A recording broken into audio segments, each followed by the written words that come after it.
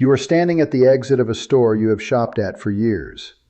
A manager steps in front of your cart, folds his arms, and says 4 words that hit like a slap. You're banned for life. No hearing, no paperwork, no chance to explain yourself. Just a sentence, spoken once, in front of other shoppers, that suddenly decides whether you can ever walk through those doors again. Here is the part that should bother you. That sentence sounds final. It sounds legal. It sounds like something that was just decided about you the way a judge decides a sentence in a courtroom. But in almost every case, it is not that. It is one employee speaking in the moment, with a level of authority that is almost never what people assume it is.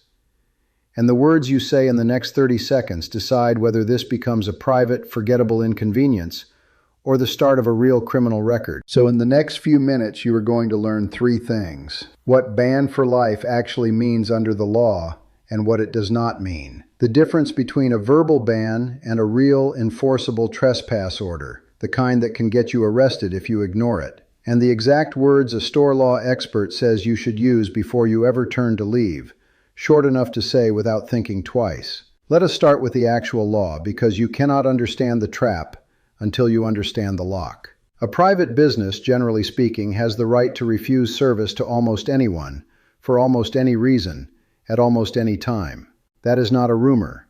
It comes from a real legal principle called the right to exclude, and it has existed in common law for a very long time. Store owners can ban a customer for being rude to staff, for a dispute over a return, for a suspicion that never gets proven, or honestly for no stated reason at all. There is exactly one major limit on that power. The Civil Rights Act of 1964, specifically the section covering public accommodations, makes it illegal for a business to refuse you service based on race, color, religion, or national origin.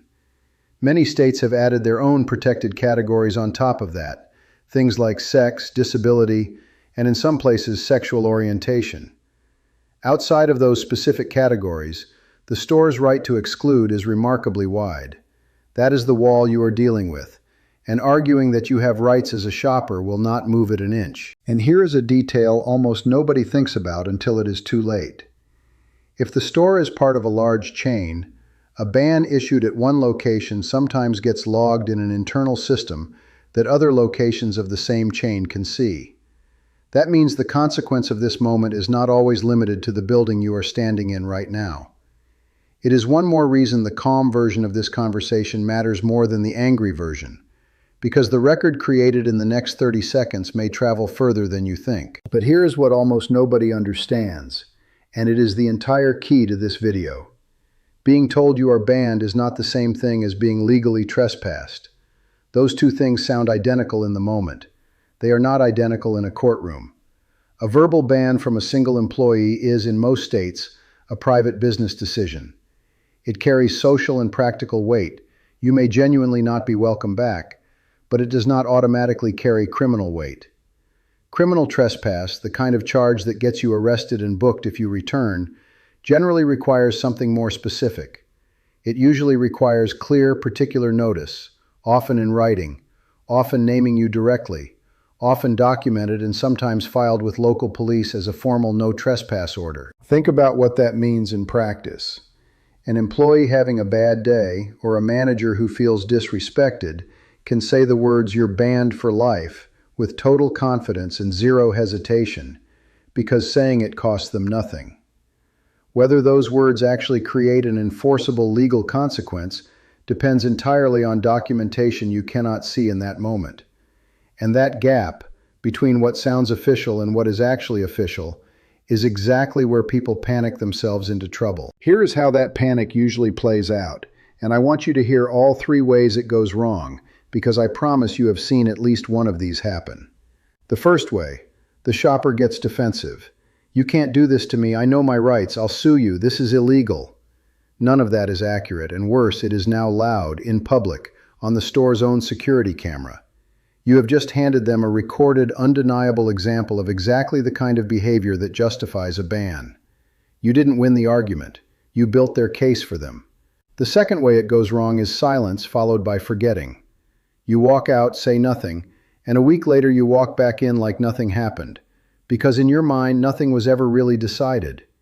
If that ban was properly documented and filed, you have just committed an actual crime, and you did it because you assumed a spoken sentence had no legal teeth. Sometimes it does. The third way, and this one breaks my heart because good cooperative people do it constantly, is signing whatever is put in front of you. A manager hands you a clipboard, a form, something that says trespass acknowledgement at the top, and you sign it just to end the awkward moment faster. You just turned a disputed, one-sided verbal claim into a signed document that is very hard to argue with later. Your signature did more damage than the ban itself. So here is what you say instead, and I want you to notice this is not defiant. It is not angry. It does not sound like a person trying to start a fight. When a manager or an employee tells you that you are banned, you say this: "I understand you're asking me to leave, and I will. Can I get your name and your position? And is this being documented as an official trespass notice with the police? I'm not signing anything right now, and I won't return until this is resolved." Say that again with me, because the words matter individually. I understand you're asking me to leave, and I will. That first half does something critical. It complies immediately with the one thing you are legally required to do: leave when a property owner tells you to. Refusing to leave is what actually creates trespass exposure in that moment, so you remove that risk instantly and on the record. Can I get your name and your position, and is this being documented as an official trespass notice with the police? This is the real question because it forces the encounter out of vague territory. If they hesitate, if they cannot answer, that tells you this may be nothing more than one frustrated employee's opinion, not a legal order. I'm not signing anything right now, and I won't return until this is resolved. This protects you from the clipboard trap, and it commits you to nothing beyond simply staying away until you understand what actually happened. Now let me walk you through the pushback because it will come, and I can tell you almost exactly what it sounds like. Pushback number 1. The manager says, "It doesn't matter what documentation exists. You need to leave right now or we're calling the police." Your answer stays simple.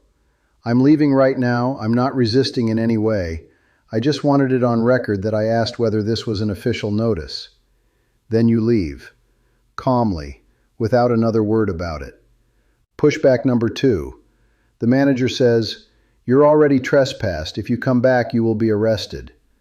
This is the moment to ask directly, "May I have a copy of that written notice for my records?" If one exists, they can usually produce it or tell you where to request it.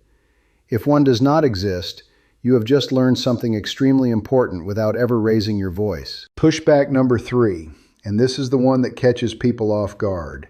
An employee who is clearly not a manager tries to issue the ban themselves. A single associate does not typically carry the same authority as store management or ownership to create a lasting and forcible exclusion. You can ask calmly, "Is this coming from store management?" You are not challenging them. You are simply trying to understand whose decision this actually is. Pushback number 4. Someone tries to physically block your cart or grab your arm to stop you from leaving while this conversation is happening. Being told to leave and being physically restrained are two completely different legal situations. You say, "Please don't touch me. I am leaving on my own." If they continue to physically block you after that, you are no longer just dealing with a ban. You may be dealing with a false imprisonment problem on their end. And that is exactly the kind of detail your note should capture the moment you are safely outside. Now, one honest limitation, because I will never oversell you on this. If a store does have a properly documented, formally issued trespass notice, and you return anyway, these words will not protect you from that. Ignoring a real, legitimate no trespass order is genuinely a crime in most states. Full stop. What these words protect you from is the much more common situation: a heated moment, an employee with limited authority, and a sentence designed to sound more permanent and more official than it may legally be. They give you calm, they give you information, and they keep you from making the moment worse than it already is. Here is what is actually at stake underneath all of this. It was never really about one store or one manager having a bad day. It is about whether 4 spoken words, said once, without paperwork, without a name attached, without anyone checking whether the person saying them even had the authority to say them, can quietly follow you around as if they were a real legal judgment. In state after state, the answer the law actually gives is that documentation matters, and a claim without it carries far less weight than the tone in that manager's voice suggests. You cannot control what an employee decides to say to you in the heat of a moment. You can control exactly what you say back. I understand you're asking me to leave, and I will. Can I get your name and your position, and is this being documented as an official trespass notice with the police? I'm not signing anything right now, and I won't return until this is resolved. Say it enough times that it becomes automatic, because automatic is the only version of calm that survives a moment like this. There is another version of this exact trap, and it happens even before anyone says the word banned. It happens the second a security guard grabs your bag and says one sentence that sounds like a command, but is actually a request. In the next video, I'll give you the exact words for that moment too, and why most people give away their strongest protection in the first 10 seconds, without ever realizing there was a choice to make. I'll see you there.